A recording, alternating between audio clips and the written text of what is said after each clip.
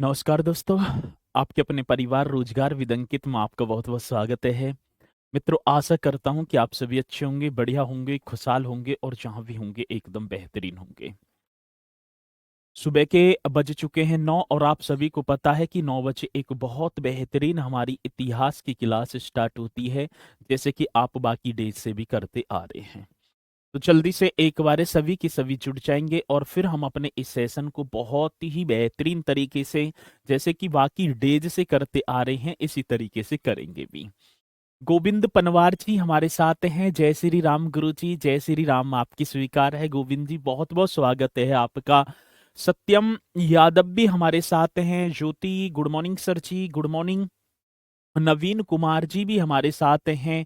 जयराम ठीक है ना, गुड मॉर्निंग गुरुजी। प्रदीप यादव, तो सभी यहाँ पर स्पीड के साथ जुड़ चुके हैं। और मेरे प्यारो, एक सेकंड।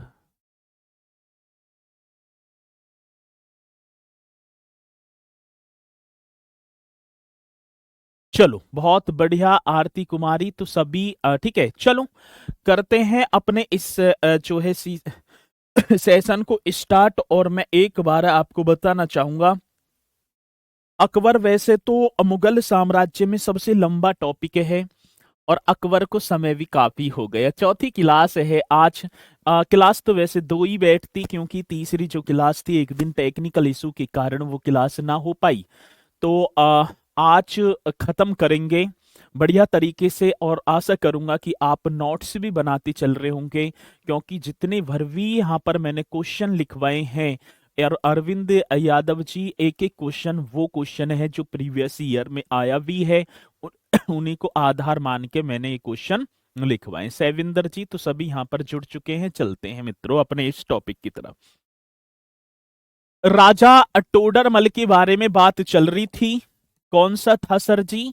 मतलब कि यदि मैं बात करूं राजा, मतलब नवरत्नों की बात थी ना, तो राजा टोडरमल इस तरीके से आप लिख रहे थे। राजा टोडरमल आपका चल रहा होगा।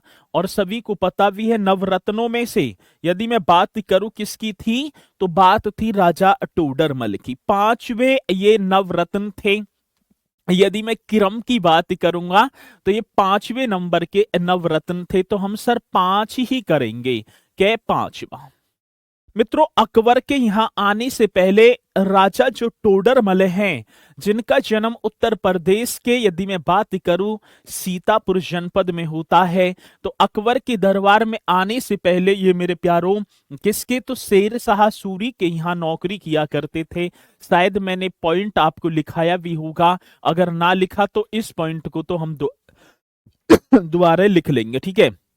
तो लिख देंगे किसकी बात होगी मेरे प्यारों। तो आप लिखेंगे सर अकबर के दरबार में आने से पहले किसके दरबार की बात है सर जी? तो हम बताएं, हाँ, अकबर के दरबार में आने से पहले, अकबर के दरबार में आने से पहले तो आप लिखेंगे सर शेर शाह सूरी के यहां पर नौकरी। किसके यहां पर? तो आप बता देना सर जी, शेर शाह सूरी के यहाँ, शेर शाह सूरी के यहाँ नौकरी किया करते थे। शेर शाह सूरी के यहाँ नौकरी करते थे, तो ये पॉइंट आपको लिख देना है। नौकरी करते थे कौन? कौन करते थे? तो सर जी नाम होगा मेरे प्यारो, नाम होगा राजा टोडरमल। 1562 ईस्वी की बात तो होगी। 1562 ईस्वी में यदि मैं बात करूं, छठे थे सर जी। अच्छा, छठे कर दो तो चलो कोई नहीं, यदि छठे हैं तो नंबर में कोई मिस्टेक होगी तो छठे कर देंगे। तो मित्रों, अकबर के दरबार में आने से पहले शेर शाह सूरी के यहाँ नौकरी किया करते थे राजा टोडरमल। अब बात किसकी होगी? 1562 ईस्वी में अकबर की सेना में भर्ती होते हैं। यदि मैं बात करूं सर कौन से वर्ष की बात होगी, तो आप बता रहे होंगे 1562 ईस्वी में अकबर की सेना में भर्ती हुए। ये आप लिखेंगे बढ़िया तरीके से, इस तरीके से लिख देना। 1562 ईस्वी में यदि मैं बात करूं सर, 1562 ईस्वी में अकबर की सेना में, सेना किसकी होगी? तो सर अकबर की सेना में भर्ती हुए। ये मोस्ट इंपोर्टेंट क्वेश्चन है। अकबर की सेना में क्या हो गए हैं? तो सर आप बता देंगे अकबर की सेना में भर्ती हुए। कौन? तो आप बताएंगे सर राजा टोडरमल इनका नाम होगा। अब बात आती है 1572 ईस्वी में। यदि मैं बात करूं कौन से वर्ष की बात होगी, तो 1572 ईस्वी में अकबर ने इन्हें गुजरात का दीवान भी बनाया। तो ये पॉइंट भी आप लिख देंगे सर। 1572 ईस्वी में कौन से वर्ष की बात होगी, तो हम बताएंगे 1572 ईस्वी में मेरे प्यारों 1572 ईस्वी में, ठीक है ना, गुजरात का, ये आपको लिख देना है कहाँ का, तो सर जी गुजरात का दीवान बनाया। बड़ा बेहतरीन क्वेश्चन होगा, गुजरात का दीवान बनाया, इस तरीके से आपको लिखना है। गुजरात का क्या बना दिया? दीवान बनाया 1572 ईस्वी में। और अकबर के शासनकाल में प्रचलित एक भू राजस्व व्यवस्था, ठीक है ना, किसकी बात होगी मित्रों? अकबर के शासन काल में एक प्रचलित भू राजस्व व्यवस्था की एक पद्धति थी जिसका नाम था, बताएगा कोई? नाम क्या था? शायद मैंने क्वेश्चन आपको पहले करा भी दिया हो। भू राजस्व व्यवस्था की एक पद्धति कौन पहले बताएगा? बड़ा बेहतरीन क्वेश्चन होगा, ठीक है ना। इस क्वेश्चन का जवाब तो आपको देना होगा। मैंने लिखवाया है, भू राजस्व व्यवस्था की एक नई पद्धति थी जिसका नाम था आईन ए दहसाला। ये मैंने करवा दिया क्वेश्चन, ठीक है ना। कब प्रतिपादन किसने किया था, तो आप बता रहे होंगे सर जी वो किया था मेरे प्यारो राजा टोडरमल ने। बड़ा बेहतरीन क्वेश्चन होगा। अकबर के शासन काल में प्रचलित भू राजस्व व्यवस्था को, ठीक है ना, किसकी बात होगी सर, तो आप बता रहे होंगे अकबर के शासन काल में। इस तरीके से लिखना होगा, क्वेश्चन बड़ा जानदार होगा। अकबर के शासन काल में, इस तरीके से छाप देंगे, अकबर के शासन काल में मतलब कि अकबर के शासन काल में प्रचलित भू राजस्व, इस तरीके से लिखना है मेरे प्यारों। किसकी बात होगी सर जी? प्रचलित भू राजस्व। कौन से राजस्व की बात होगी? प्रचलित भू राजस्व की, ठीक है ना। एक प्रसिद्ध नीति, इस तरीके से लिखेंगे, भू राजस्व की एक प्रसिद्ध नीति, और नीति का नाम क्या होगा? नाम होगा आईन ए दहसाला। ठीक है, क्या होगा सर जी? तो आप बता रहे होंगे आईन ए दहसाला। आईन ए, ये नोट कर देना है। दहसाला जो है पद्धति किसके द्वारा विकसित की गई थी? आईन ए दहसाला किसके द्वारा? यदि मैं बात करूं सर किसके द्वारा, तो आप बता रहे होंगे किसके द्वारा विकसित की गई थी। मोस्ट इंपोर्टेंट क्वेश्चन होगा, किसके द्वारा विकसित की गई थी। तो इस तरीके से यदि क्वेश्चन पूछा जाएगा तो आप निश्चित तौर पर बता रहे होंगे सर जी राजा टोडरमल। इस तरीके से लिख देना है, कौन होंगे? तो राजा टोडरमल। ये अपने में आईन ए दहसाला इतना इंपोर्टेंट है, जन हमसे कितनी बार ये आईन ए दहसाला पूछी जा चुकी है और मैंने क्वेश्चन लिखवा भी दिया है। आगे चलूं, 1582 ईस्वी की बात तो होगी। देखो 1562 में तो सेना में भर्ती हुए, 1572 में गुजरात का दीवान बनाया, और 1582 ईस्वी में मेरे प्यारो दीवान ए अशरफ का भी पद दे दिया। किसको? राजा टोडरमल को। और किसने? अकबर ने। ये भी क्वेश्चन हमसे पूछा जाता है तो आप बताएंगे, ठीक है ना। चलो जी, यदि क्वेश्चन पूछा जाए तो आप बता रहे होंगे सर 1582 ईस्वी में टोडरमल, ठीक है ना, वर्ष कौन से की बात होगी, तो आप बताएंगे सर वर्ष 1582 ईस्वी में। इस तरीके से लिखना है, वर्ष 1582 ईस्वी में, ठीक है ना, किसकी बात होगी सर जी? टोडरमल को। ठीक है, 1582 ईस्वी में टोडरमल को मेरे प्यारो इस तरीके से पॉइंट लिख देना है। टोडरमल को दीवान मतलब दीवान ए अशरफ का पद प्रदान किया गया। कौन से पद की बात कह दी सर? तो हम बताएंगे दीवान ए अशरफ। इस तरीके से लिख देना है, दीवान ए अशरफ। दीवान ए किसका होगा? दीवान ए अशरफ का पद, ठीक है ना, दीवान ए अशरफ का पद प्रदान किया गया। तो ये क्वेश्चन यदि पूछे जाएंगे राजा टोडरमल से, तो आप निश्चित तौर पर प्रदान किया गया, तो निश्चित तौर पर आप ऐसे क्वेश्चन का जवाब मुझे दे रहे होंगे।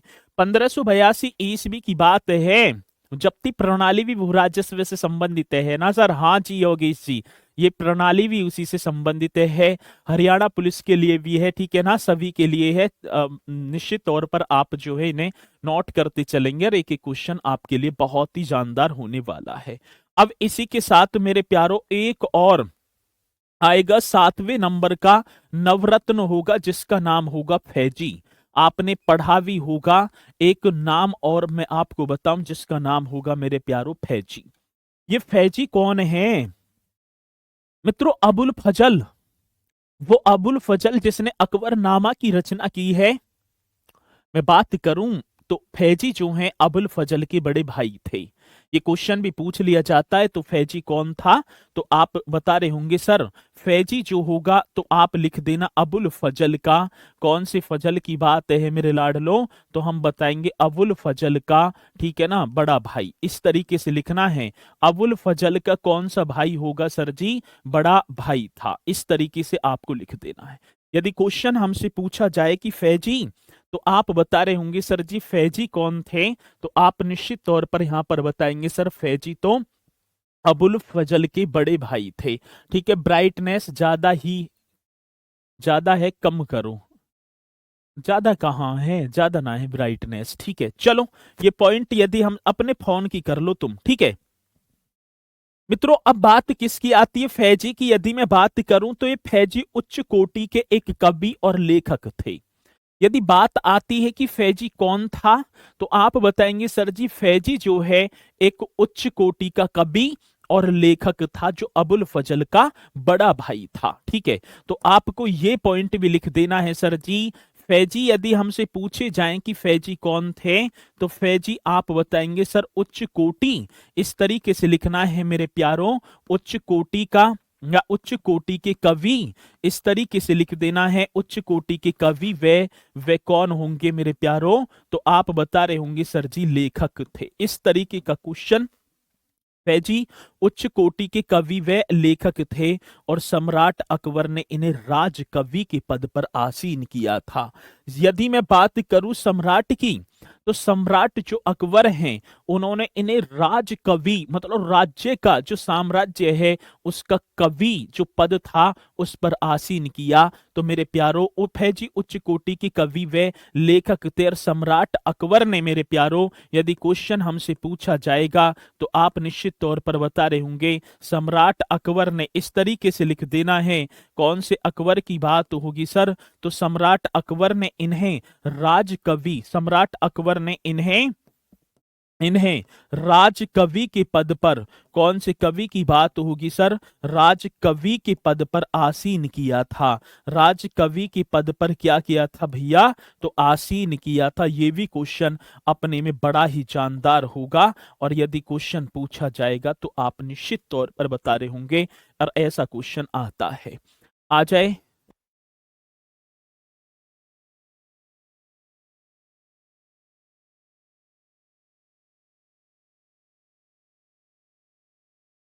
अच्छा भाई, जो हरियाणा पुलिस वाले बच्चे हैं, शिवम सर की जो क्लास है रात्रि में 7 से 8 हुआ करेगी। ठीक है ना? जो हरियाणा वाले बच्चे हैं वो एक बार ध्यान देंगे। ठीक है, चलो। सर इंग्लिश में क्यों नहीं पढ़ाते हैं? सागर जो है कह रहे हैं। अब बात एक है, यदि मैं देखो यहाँ कोई ऐसा शब्द हो जिसे मैं इंग्लिश में लिखूं, अबुल फजल है तो अबुल फजल ही लिखा जाएगा। ठीक है, भाई है ब्रदर बोल देंगे। ऐसा तो कोई या में इंग्लिश का वो नहीं है कि जो ज्यादा वर्ड प्रयोग करें। और यदि इंग्लिश की बात आएगी तो इंग्लिश में मैं लिखता चलूंगा, चिंता करने की जरूरत नहीं है। हेडिंग। अब यदि हमारा टॉपिक चल रहा है मुगल बादशाह अकबर, तो अकबर को अकबर ही तो लिखूंगा। उसमें कोई यदि अलग सेंटेंस हो तो भी बात है। और यदि इस तरीके से कंटिन्यू हम करते चलेंगे तो सिलेबस को बहुत समय लग जाएगा। ठीक है ना? तो थोड़ा सा धैर्य रखें। ठीक है, ज्यादा जो सिलेबस भी न बचा है, अब मध्यकालीन समाप्त हो जाएगा, फिर उत्तर आधुनिक भारतीय इतिहास चल जाएगा। तो कोशिश करेंगे जैसे हम टॉपिक वाइज करते आ रहे हैं, तो आधुनिक भारतीय इतिहास को भी जो मॉडर्न हिस्ट्री होगी उसे भी बहुत बढ़िया तरीके से खत्म कर लेंगे। ठीक है, चलो। तो सम्राट अकबर ने इन्हें राजकवि के पद पर आसीन किया था। मेरे प्यारो, राज कवि, राज्य का जो कवि है, ये अपने में बहुत बेहतरीन क्वेश्चन है। महाभारत तथा श्रीमद् भागवत गीता का फारसी में अनुवाद किया था। सबसे ज्यादा बार क्वेश्चन पूछा गया और आप बता रहे होंगे। ठीक है, किसकी बात होगी सर जी? तो आप बता रहे होंगे महाभारत। किसका? महाभारत वे वे क्या है सर जी? श्रीमद, इस तरीके से लिख देना है। भगवद गीता का, श्रीमद भगवद गीता का, इस तरीके से आपको लिखेंगे। क्वेश्चन बड़ा बेहतरीन होगा। महाभारत व श्रीमद भगवत गीता का, गीता का मेरे लाडलो फारसी में अनुवाद किसकी बात होगी सर जी? तो आप बता रहे होंगे फारसी में अनुवाद। ये छाप देना है। फारसी में अनुवाद फैजी ने किया था। बड़ा सुंदर सा क्वेश्चन होगा, फैजी ने किया था। यदि आएगा तो आप निश्चित तौर पर ऐसे क्वेश्चन का भी जवाब मुझे दे रहे होंगे। किसकी बात है सर? तो हम बताएं श्रीमद् भागवत गीता और महाभारत का, ठीक है ना, फारसी में अनुवाद किसने किया? फैजी ने किया। और लीलावती एक नामक जो गणित की पुस्तक है, जो भास्कराचार्य द्वारा रचित है, उसका भी फारसी में अनुवाद किसने किया? तो आप बता रहे होंगे सर जी, और वो नाम क्या होगा मेरे प्यारो? फैजी होगा। तो इस पॉइंट को भी लिख देंगे। लीलावती कौन सी? तो आपको लिखना है, मोस्ट इंपोर्टेंट क्वेश्चन है। लीलावती नामक, नामक एक गणित की पुस्तक है। लीलावती नामक गणित की पुस्तक का, इस तरीके से लिखेंगे सर, लीलावती नामक गणित की पुस्तक का, ठीक है ना। कौन सी पुस्तक की बात होगी? गणित की पुस्तक का फारसी में अनुवाद, ये आपको छाप देना है सर जी। किसकी बात कह दी आपने? फारसी में अनुवाद। मोस्ट इंपोर्टेंट क्वेश्चन होगा, फारसी में अनुवाद तो किसने किया था सर? लीलावती नामक गणित की जो पुस्तक का, गणित की पुस्तक का फारसी में अनुवाद तो आप बता रहे होंगे सर जी, फैजी ने किया था। ठीक है ना, किसने किया था? फैजी ने किया था। आएगा क्वेश्चन तो आप निश्चित तौर पर ऐसे क्वेश्चन का जवाब हमें दे रहे होंगे। और ऐसा क्वेश्चन मेरे प्यारो आता है, आता है तो हम बताएंगे। ठीक है, चलो। आर्यभाषण में गीता अनुवाद फारसी में किया, बहुत बढ़िया, शाबाश मेरे शेरों। तो ये होंगे आपके फैजी। अब इसी के साथ अगला जो आठवां, यदि मैं बात करूं, आठवां जो नवरत्न था उसका नाम था हकीम हुमाम। इस तरीके से लिख देना है सर जी। आठवां जो क्या होगा? आठवां नवरत्न कौन सा? हकीम हुमाम। इस तरीके से आप लिख देंगे। कौन सा हुमाम होगा मेरे प्यारो? हकीम हुमाम आप कर देना। मित्रों, यदि मैं हकीम हुमाम की बात करूं तो हकीम हुमाम जो नवरत्न हैं, वे अकबर का सबसे विश्वास पात्र था। क्यों? क्योंकि रसोईया का जो कार्य, ठीक है ना, बताएंगे, रसोईया का जो कार्यभार देखता था वो किसके अंदर था? मतलब कौन देखता था, या वो किसके अधीन वो था? तो हकीम हुमाम के अधीन। अब भाई साहब, रसोईया की जिम्मेदारी, रसोईया का प्रबंध करना हकीम हुमाम की जिम्मेदारी थी। और नहीं जहर पैर भी दे सके था, या ठीक है ना। तो यदि क्वेश्चन पूछा जाएगा हकीम हुमाम, बड़ा सुंदर सा क्वेश्चन होगा। तो अकबर, हकीम हुमाम अकबर की सबसे, ये लिख देंगे सर जी। कौन सी हुमाम की बात होगी? हम बताएंगे हकीम हुमाम अकबर का सबसे, किसकी बात है मेरे लाडलो? तो आप बता देना सर जी, अकबर का सबसे विश्वास पात्र था। कैसा था सर? तो आप बता देना, सबसे, अकबर का सबसे विश्वास पात्र। इस तरीके से आपको ठीक है ना, विश्वास, विश्वास पात्र था हकीम हुमाम, ठीक है ना। अकबर का सबसे विश्वास पात्र था। ठीक है। अकबर के जो रसोईया गृह जो था, रसोई गृह की मैं बात करूं, ठीक है ना, रसोई जो गृह है, रसोई गृह का, या रसोई गृह के प्रबंध, रसोई गृह का ऐसे लिख दो, ठीक है ना, प्रबंध, प्रबंध की जो व्यवस्था करना, ठीक है, किसकी भैया? रसोई गृह के प्रबंध व्यवस्था करना, ठीक है ना, हुमाम का कार्य था। ये मैं लिख दूं, हकीम हुमाम का कार्य था। मोस्ट इंपोर्टेंट क्वेश्चन होगा, और जब परीक्षा में पूछा जाएगा मेरे प्यारों, तो आपको बताना होगा हकीम हुमाम अकबर का सबसे विश्वास पात्र था। रसोई गृह का प्रबंध व्यवस्था करना उसकी मतलब कि इसका कार्य था। ठीक है, चलो जी, यह जिम्मेदारी थी मैं बात करूं। एक नौबा और होगा, मुल्ला दो प्याजा। आपको लिख देना है सर जी। अगला, अगला जो नवरत्न होगा जिसका नाम होगा मुल्ला दो प्याजा। इस तरीके से लिख देना है। कौन से प्याजा की बात होगी सर? मुल्ला दो प्याजा, और ये अरब का रहने वाले थे। पहले मैं लिख दूं सर जी, क्या अरब के रहने वाले थे? अरब, अरब के रहने वाले थे, रहने वाले थे। इस तरीके से लिखेंगे, रहने वाले थे। और मेरे प्यारों, मुल्ला दो प्याजा को खाने के लिए, मतलब जब खाना खाता था तो दो प्याज रखता था, मतलब दो प्याज चाहिए थी, तो इसलिए इनका नाम रख दिया मुल्ला दो प्याजा। तो ये अकबर के नवरत्न थे जो मैंने आपको जो है लिखवाए हैं। और ये एक एक क्वेश्चन अपने में बड़ा बेहतरीन है। सर एग्जाम कंप्यूटर में होगा क्या? जी, ठीक है, चलो। तो ये आपको बताना है, ये एक व्यंग्यकार था, बहुत बढ़िया।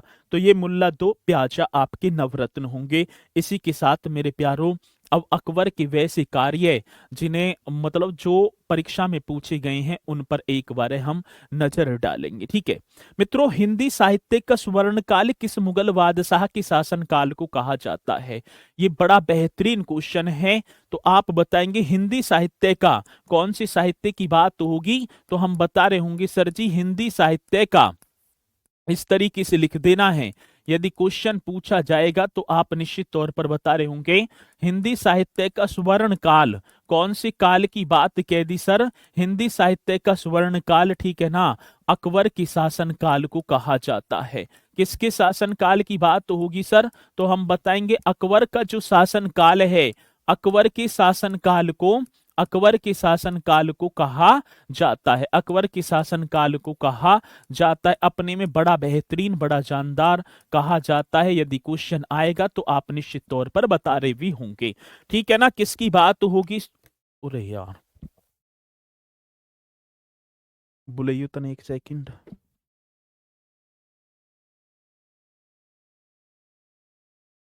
भाई एक सेकंड रुक जाएंगे, एक सेकंड, ठीक है ना।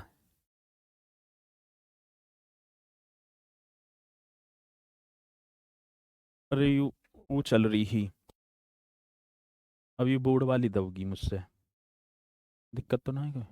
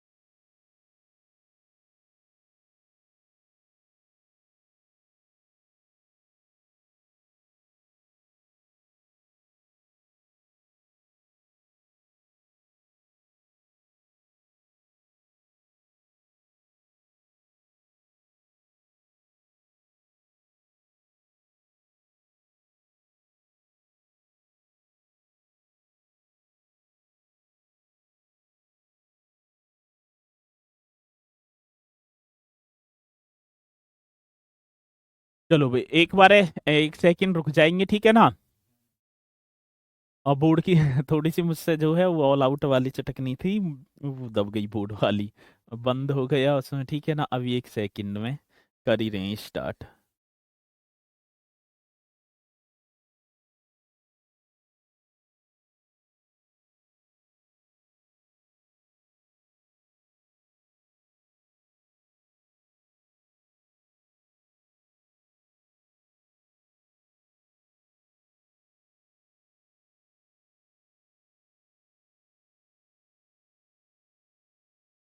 चलो ठीक है भाई, करते हैं, आगे चलते हैं इसी में।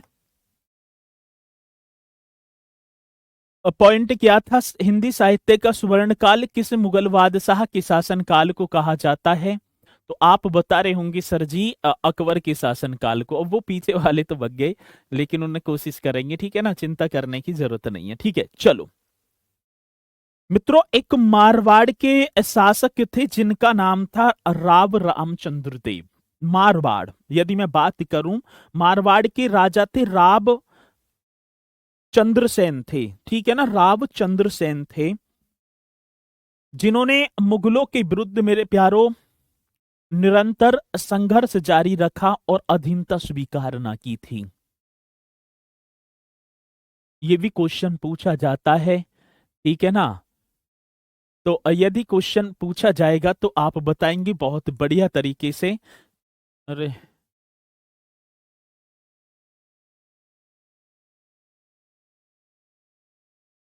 एक सेकंड रुक जाएंगे, हाँ चलो। यदि मैं बात करूं किसकी, तो किस राजपूत शासक ने, इस तरीके से क्वेश्चन आएगा, किसकी बात तो होगी मेरे प्यारो, तो आप बताएंगे। बड़ा बेहतरीन क्वेश्चन होगा, और जब पूछा जाएगा तो आप निश्चित तौर पर बता रहे होंगे। क्वेश्चन क्या होगा सर? किस राजपूत शासक ने मुगलों के विरुद्ध निरंतर स्वतंत्रता का संघर्ष जारी रखा और आत्मसमर्पण नहीं किया था? ऐसा क्वेश्चन आएगा तो आप बता रहे होंगे किस जो है राजपूत शासक ने। बड़ा बेहतरीन क्वेश्चन आपके सामने यदि आए तो आप निश्चित तौर पर बताएंगे किस राजपूत शासक ने, ठीक है ना, किस राजपूत शासक ने मुगलों के विरुद्ध, किसके विरुद्ध की बात होगी, इस तरीके से क्वेश्चन आएगा। किस राजपूत शासक ने मुगलों के विरुद्ध, किसके विरुद्ध की बात है मेरे प्यारों, तो हम बताएंगे मुगलों के विरुद्ध स्वतंत्रता का स्वतंत्रता, ठीक है ना, स्वतंत्रता, इस तरीके से लिखेंगे, संघर्ष जारी रखा। स्वतंत्रता संघर्ष क्या रखा सर जी? जारी रखा, स्वतंत्रता संघर्ष जारी रखा, तथा मेरे प्यारों, तथा कभी अधीनता स्वीकार न की। कभी इस तरीके से लिख देंगे, अधीनता, कभी अधीनता, चलो मैं जो है एक सेकंड, ठीक है ना, कभी अधीनता, कभी अधीनता स्वीकार न की, ये क्वेश्चन पूछा जाएगा सर जी। जारी रखा मतलब कि कभी आत्मसमर्पण, ऐसे भी लिख सकते हैं हम, कभी आत्मसमर्पण, ये इस तरीके से, ठीक है, नहीं किया, ये क्वेश्चन पूछा जाएगा। तो आप निश्चित तौर पर ऐसे क्वेश्चन का जवाब दे रहे होंगे, तो आप बता देंगे मारवाड़ के रावचंद्र सेन, ठीक है ना। चलो बहुत बढ़िया सर जी, आप जवाब नहीं दे रहे हैं, पहले लिखो, ठीक है। मारवाड़ के, भाई मैं जवाब ना दे पाऊंगा, ठीक है। मारवाड़ के जो शासक हैं, मारवाड़ के शासक, और शासक का नाम क्या होगा, तो आप बताएंगे राव, ठीक है ना, चंद्रसेन। कौन सी होंगी सर जी? राव चंद्रसेन, ये आपको लिख देना है बढ़िया तरीके से। मारवाड़ के एक शासक हैं और शासक का नाम क्या होगा, तो आप बताएंगे सर जी राव चंद्रसेन। आत्मसमर्पण नहीं किया, ठीक है, और स्वतंत्रता का संघर्ष जारी रखा। इस तरीके से यदि क्वेश्चन पूछा जाएगा तो आप बता रहे होंगे। अभी क्वेश्चन पूछा गया था कि अकबर के साथ युद्ध करने वाली रानी दुर्गावती कहाँ की शासिका थी? ऐसे क्वेश्चन पूछे जाते हैं जो आजकल वर्तमान में, ठीक है ना, पूछे जा रहे हैं, ठीक है ना। यदि मैं बात करूं किसकी, तो अकबर के, मेरे प्यारों, अकबर के साथ युद्ध करने वाली, ये क्वेश्चन इस तरीके से पूछे जाते हैं, किसके साथ की बात तो होगी मेरे लाडलो, तो हम बता रहे होंगे सर जी अकबर के साथ। अकबर के साथ युद्ध करने वाली, क्या करने की बात है? युद्ध करने वाली, ठीक है ना। अकबर के साथ युद्ध करने वाली रानी दुर्गावती, कौन सी वती की बात तो होगी मेरे प्यारो, तो आप बता रहे होंगे रानी दुर्गावती। अकबर के साथ युद्ध करने वाली रानी दुर्गावती, तो आप बताएंगे सर जो है, ठीक है ना, रानी दुर्गावती, आप बता देना मांडला, इस तरीके से होकर। मांडला कहाँ पड़ता है, तो आप बता रहे होंगे सर जी मध्य प्रदेश में, ये क्वेश्चन पूछा जाता है। और मांडला मध्य प्रदेश की, ठीक है ना, रानी थी, ऐसा क्वेश्चन यदि आएगा तो आप निश्चित तौर पर बता रहे होंगे, निश्चित तौर पर ऐसा क्वेश्चन आता है, ठीक है ना। चलो भैया, मैंने बताया हिस्ट्री के तुरंत बाद आपकी झारखंड जो है स्पेशल स्टार्ट होगी। बार बार एक चीज का कॉपी पेस्ट मत करे करो, ठीक है। ब्रजेश कुमार जी, मैंने 1000 वेर बता दिया, हिस्ट्री की समाप्त होते ही तुरंत नेक्स्ट डे आपकी जो है झारखंड स्पेशल स्टार्ट हो जाएगी, ठीक है। और अब ज्यादा कॉपी पेस्ट करने की जरूरत नहीं है, एक एक क्वेश्चन पर, ठीक है ना, ध्यान देना है। मैं किसी के ना तो मैसेज करूंगा, मतलब कि पढ़ूंगा खामोखा। मैंने 1000 वेर आपको बताया है कि यदि आप बाद में क्लास को करेंगे और उसमें मैं आपकी कमेंट्स पढ़ता रहूंगा तो बहुत डिस्टर्बेशन होता है, लेकिन आपकी समझ में नहीं आता, पता नहीं क्या चाह रहे हो तुम, ठीक है। चलो, तो ये पॉइंट आपको बताना है, यदि क्वेश्चन आएगा तो निश्चित तौर पर आप ऐसे क्वेश्चन का जवाब देंगे, ठीक है। मांडला या मंडला, इस तरीके से बताना है। मेरे प्यारों, किस मुगल बादशाह को प्रबुद्ध निरंकुश कहा जाता है? तो अकबर को। क्यों प्रबुद्ध निरंकुश क्यों बोला है? क्योंकि कानून की दृष्टि में उसके लिए सभी समान हैं, ऐसी बात अकबर को बोल दी है। और क्वेश्चन आएगा तो आप निश्चित तौर पर बता रहे होंगे। आता है क्वेश्चन, किस मुगल बादशाह को प्रबुद्ध निरंकुश कहा जाता है? यदि क्वेश्चन आए तो आप बता देना मेरे प्यारो, मुगल बादशाह। ऐसे ही लिख दूं मैं, कौन सी बादशाह की बात होगी? तो सर जी मुगल बादशाह, मुगल बादशाह अकबर को ऐसे लिख देना है। किसकी बात है मेरे लाडलो? मुगल बादशाह अकबर को, ठीक है ना। प्रबुद्ध ऐसे लिख देना है। किसकी बात है सर जी? प्रबुद्ध, अंकी बिंदी, प्रबुद्ध, ठीक है ना, निरंकुश कहा जाता है। तो आप बता रहे होंगे मुगल बादशाह अकबर को प्रबुद्ध निरंकुश कहा जाता है। क्या कहा जाता है सर जी? प्रबुद्ध निरंकुश कहा जाता है। अपने में बहुत बेहतरीन क्वेश्चन होगा। अब यह प्रबुद्ध निरंकुश का मतलब जिसके शासन में कानून की दृष्टि से, ये भी यदि मैं बात करूं इसका शाब्दिक अर्थ क्या होगा सर? जिसके शासन में, ठीक है, ऐसे लिख देना है। किसके? तो सर जी जिसके शासन में, जिसके शासन में कानून की दृष्टि से, जिसके शासन में मेरे लाडलो कानून की दृष्टि से, कानून की क्या होगा सर जी? दृष्टि से सभी समान हो, दृष्टि से क्या हो? सभी समान हो, उसे, ठीक है ना, समान हो, उसे क्या कहेंगे? प्रबुद्ध निरंकुश कहा जाता है। ऐसा किस मुगल बादशाह को? तो मेरे प्यारो आप बता देना सर जी अकबर को। अकबर ने एक आज्ञा दी थी, यदि मैं बात करूं किसकी बात है सर जी? तो आप बता रहे होंगे, ठीक है ना, अकबर ने एक आज्ञा दी थी क्या? कि व्यक्ति को एक शादी करनी चाहिए, दूसरी शादी तभी करनी चाहिए जब उसकी पहली पत्नी खत्म हो गई हो। ऐसी बात अकबर ने की थी मेरे प्यारो। ये तो खैर पूछे ना जाएंगे किसने की है किसने ना की, ठीक है, इनमें ज्यादा, ठीक है। तो लेकिन हाँ ठीक है, चलो आगे अगले पॉइंट पर चलेंगे। अकबर के शासन काल में मेरे प्यारो पुनर्गठित केंद्रीय प्रशासन तंत्र के अंतर्गत यदि मैं बात करूं, जो सैनिक जो विभाग है वो किसके अंतर्गत आता था? तो मीर बख्शी। बड़ा बेहतरीन क्वेश्चन है। आता है क्वेश्चन कि मीर बख्शी का कार्य क्या था? तो मेरे प्यारो जो सेना है जिसके अधीन आती थी उसे मीर बख्शी बोला गया। ये भी क्वेश्चन अपने में बड़ा जानदार होगा। बताना होगा अकबर के शासन काल में पुनर्गठित केंद्रीय प्रशासन तंत्र, ठीक है ना, किसकी बात है? तो आपको लिख देना है बढ़िया तरीके से सर, अकबर के शासन काल में मेरे लाडलो किसके शासन काल की बात होगी? तो आप बता रहे होंगे सर अकबर के शासन काल में। इस तरीके से आपको छाप देना है। अकबर के शासन काल में पुनर्गठित केंद्रीय प्रशासन तंत्र के अंतर्गत, ठीक है ना, अकबर के शासन काल में कौन सी गठित की बात होगी सर? पुनर्गठित केंद्रीय, किसकी बात है सर जी? पुनर्गठित केंद्रीय प्रशासन तंत्र के अंतर्गत, केंद्रीय किसकी बात है सर जी? पुनर्गठित केंद्रीय प्रशासन तंत्र के अंतर्गत।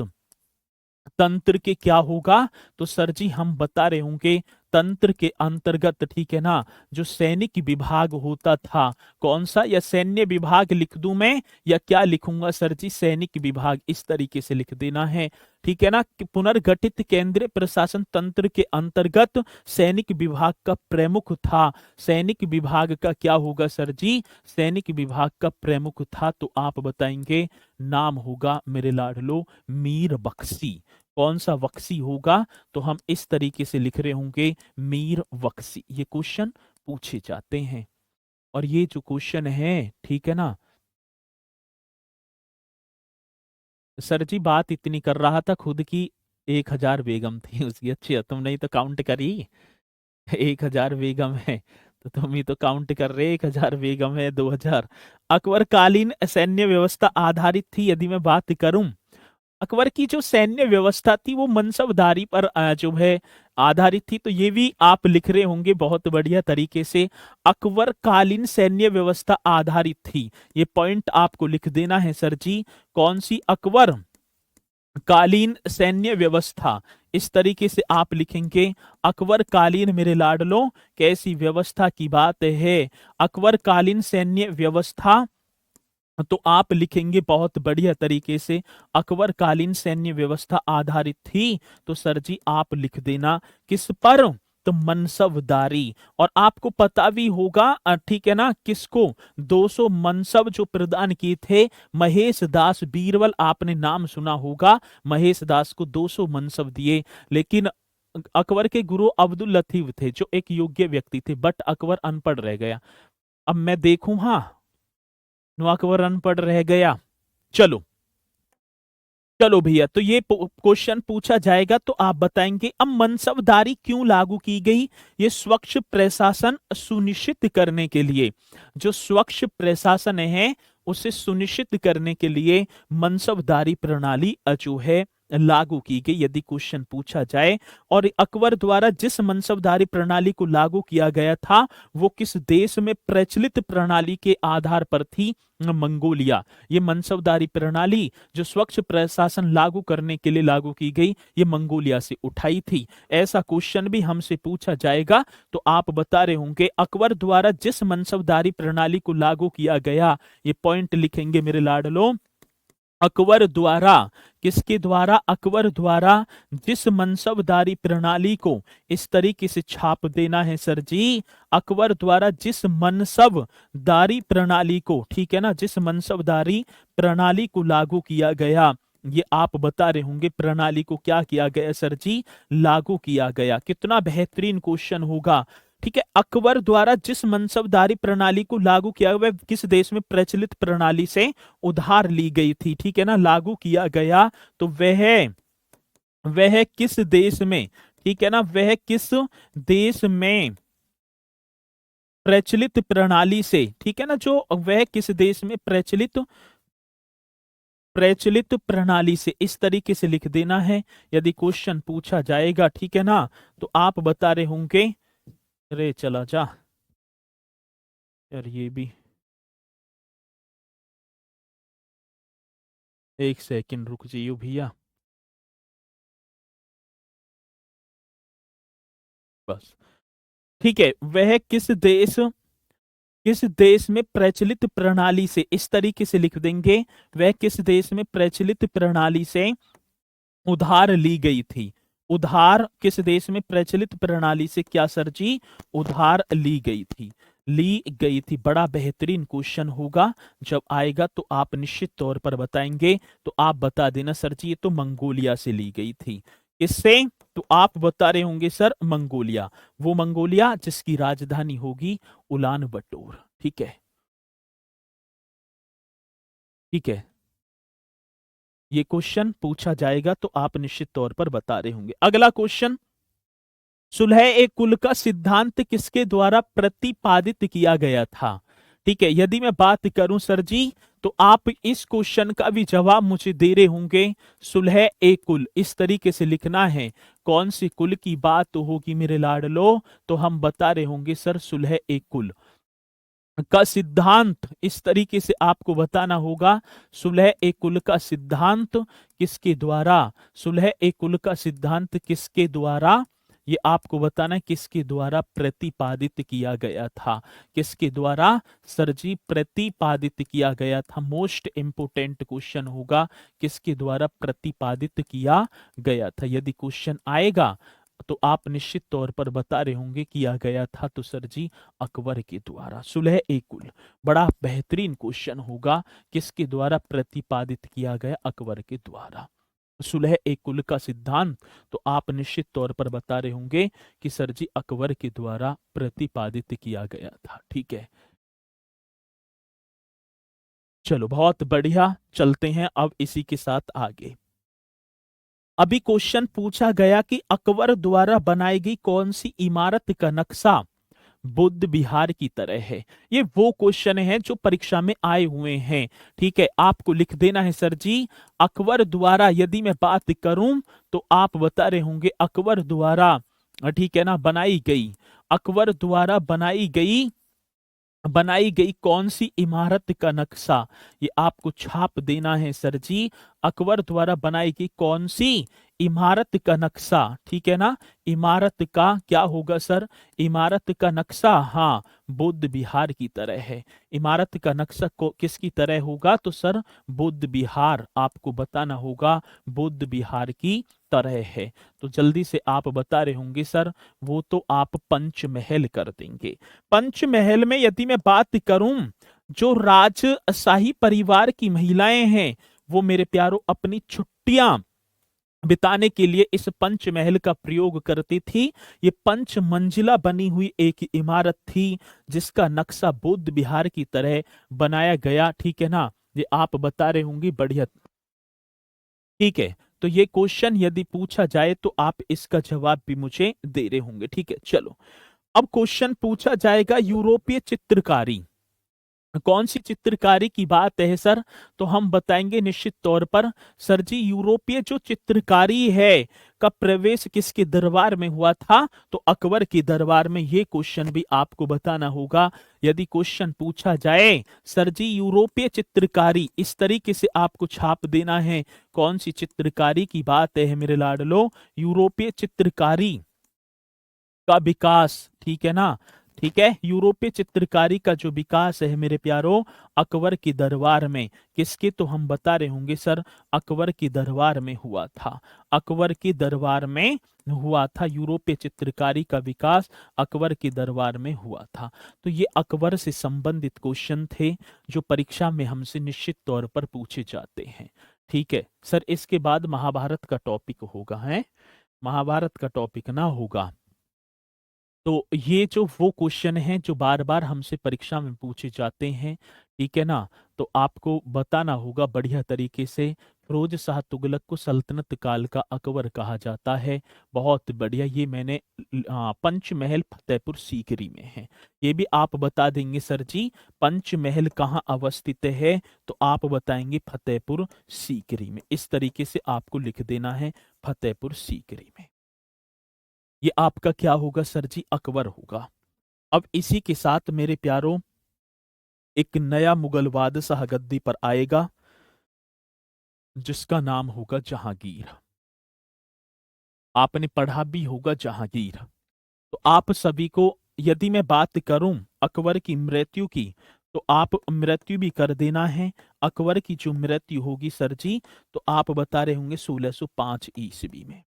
1605 ईस्वी में मेरे प्यारो पेचिस रोग के कारण, ठीक है ना, किसके द्वारा, तो आप बता रहे होंगे सर पेचिस रोग के द्वारा अकबर की मृत्यु हो जाती है।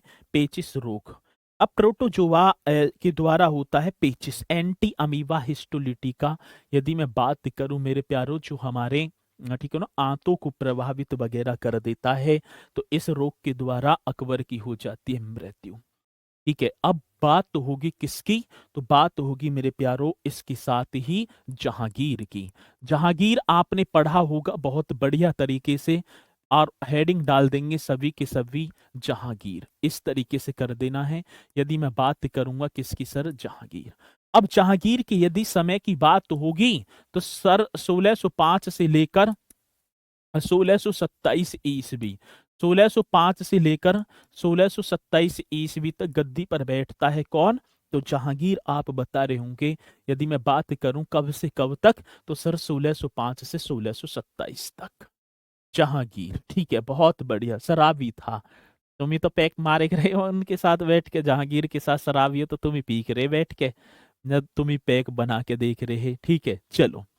सर ये अनपढ़ था, जब इतना काम कर गया, अगर पढ़ा हुआ होता तो क्या करता, कुछ भी ना करता।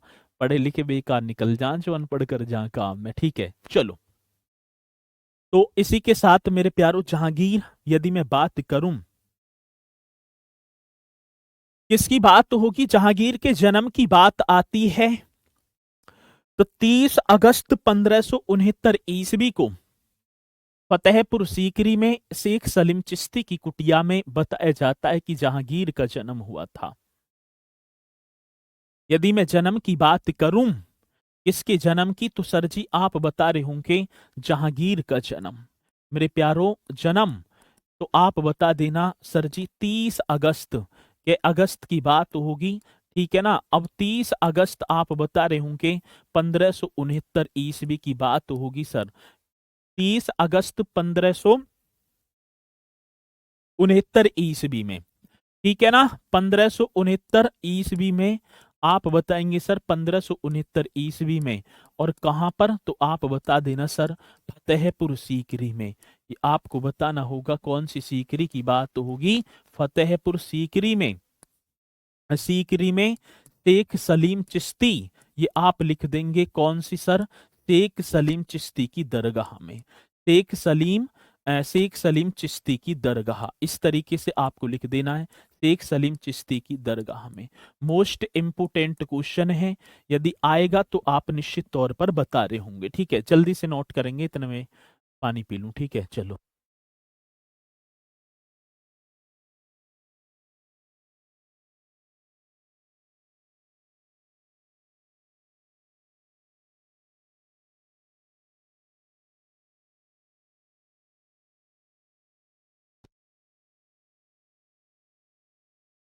चलो भाई, बहुत बढ़िया। तो आपने बताया सर जी 30 अगस्त 1569 ईस्वी में फतेहपुर सीकरी में, ठीक है ना, ईस्वी को शेख सलीम चिश्ती की दरगाह में।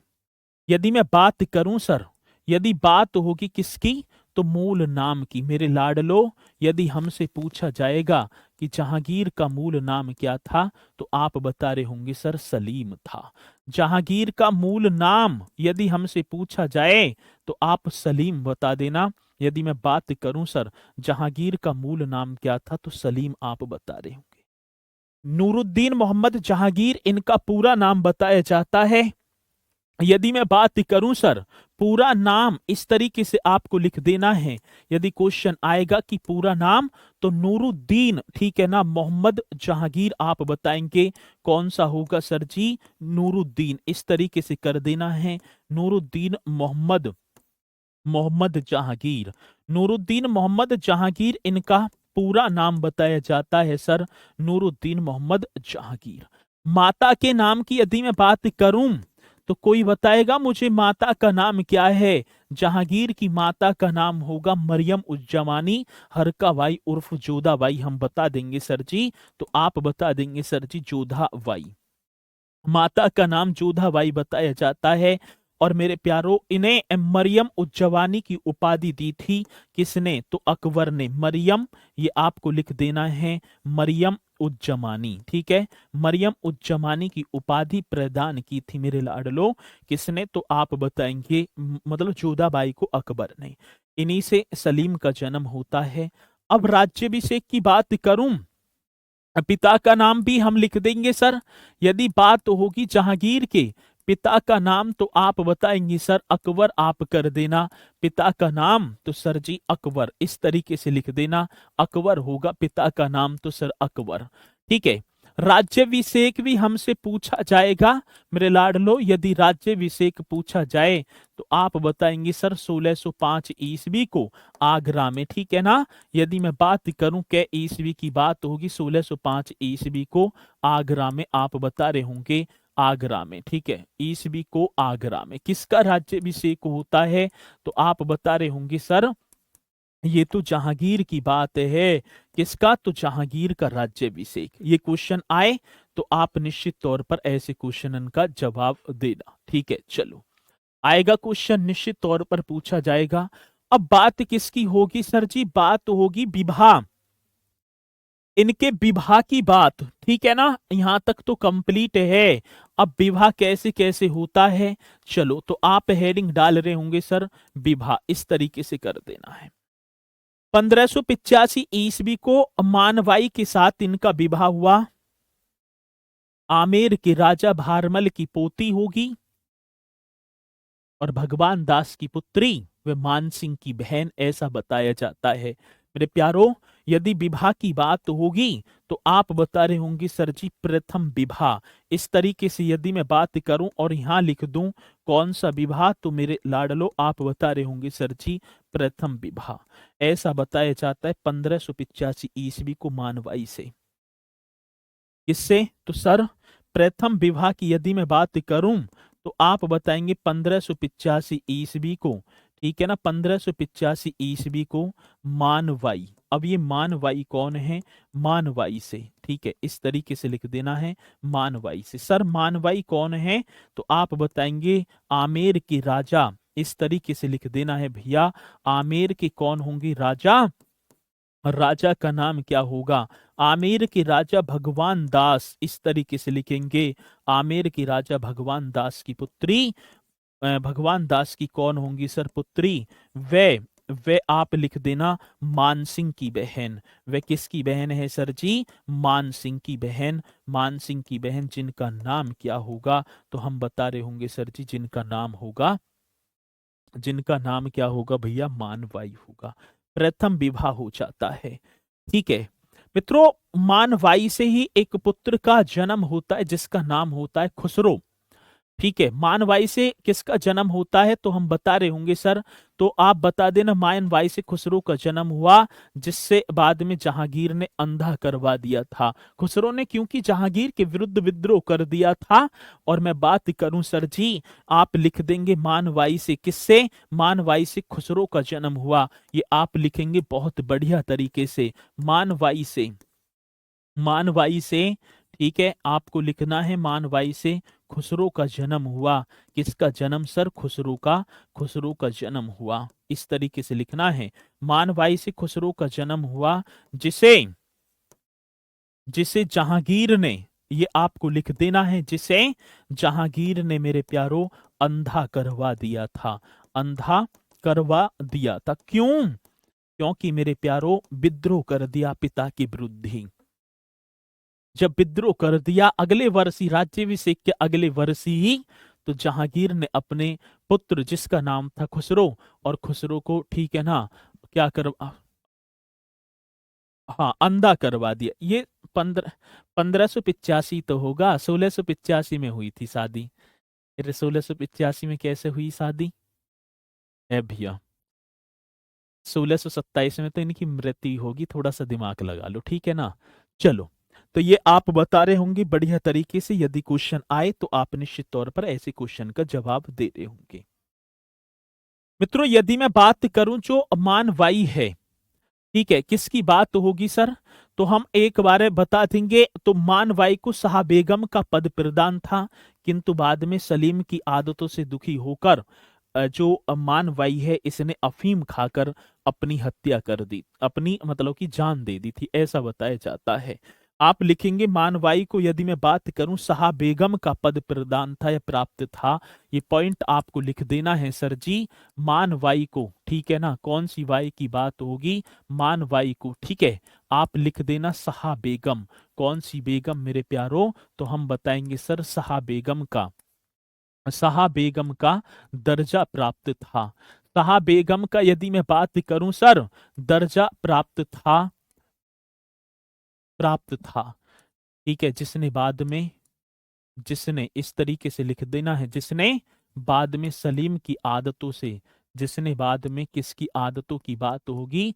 जिसने बाद में सलीम की आदतों से, ये आप लिख देना सलीम की क्या होगा सर? जिसने बाद में सलीम की आदतों से, आदतों से दुखी होकर आदतों से क्या होकर? तो सर जी दुखी होकर, अफीम खाकर, ठीक है, दुखी होकर अफीम इस तरीके से कर देना है, खाकर मेरे प्यारों, अफीम खाकर, ठीक है, जान दे दी थी, जान दे दी थी। ये मानबाई थी, प्रथम पत्नी थी, 1585 में शादी हुई थी।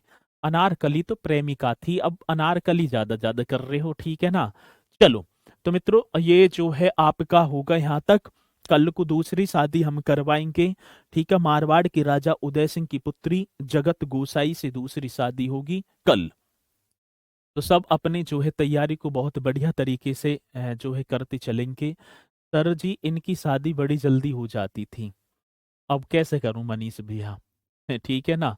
अब ये हो रही है तो हो ही रही है, उत्तराधिकारी है यार, राजकुमार है। अब राजकुमार की भी जल्दी शादी ना होएगी तो और किसकी होएगी? ठीक है, चलो, तो मुलाकात होगी कल और बेहतरीन से कंटेंट के साथ। तो सभी को जुड़ना है, बहुत बढ़िया तरीके से अपनी तैयारी को बनाए रखना है।